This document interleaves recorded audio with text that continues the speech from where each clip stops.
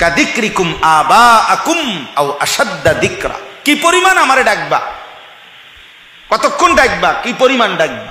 আল্লাহ বলে সারাদিন নিজেরা বাবা দাদা বংশধর নিজের আশপাশের মানুষকে যে পরিমাণ ডাকাডাকি করো ওই পরিমাণ আমি আল্লাহকে ডাকো, অথবা তার চাইতে বেশি পরিমাণে আমি আল্লাহকে ডাকো। আমরা মানুষ মাত্রই ডাক দেওয়া ছাড়া আমাদের জীবন চলবে না। মানুষ মাত্রই জীবন চলার পথে কাউকে না কাউকে তাকে ডাকতে হয়। হয় মাকে ডাকলাম, নয় বাবাকে, নয় স্ত্রীকে, নয় ছেলেকে, নয় মেয়েকে, নয় ভাইকে, নয় বোনকে, হ্যাঁ, নয়তো কাস্টমাররে ডাক দিলাম, নয়তো দোকানদাররে ডাক দিলাম, নয়তো অটোওয়ালারে ডাক দিলাম, নয়তো সিএনজিওয়ালারে ডাক দিলাম। মানে কেউ না কেউ চলার পথে আমরা জীবন চলতে গেলে সারাক্ষণই আমাদেরকে কি করতে হয়? ডাকাডাকি করতে। তো আল্লাহ বলেন সারাদিনে যত ডাকাডাকি করো বান্দা, কমপক্ষে ওই পরিমাণ আমি আল্লাহরে ডাকো, অথবা তার চাইতে বেশি পরিমাণ আল্লাহকে ডাকো।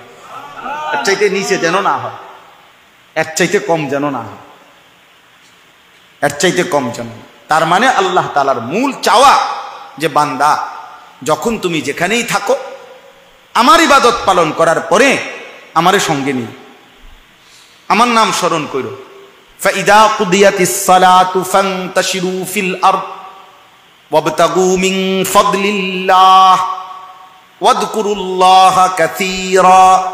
এই যে আল্লাহ বলে যখন নামাজ শেষ হয় তুমি জমিনে ছড়িয়ে পড়ো, আমার দেওয়া রিজিক তালাশ করো, মানে যার যেই কর্ম ওই কর্মে লেগে যাও, তবে ওয়াযকুরুল্লাহা কাসীরা, বেশি বেশি আল্লাহকে স্মরণ করো।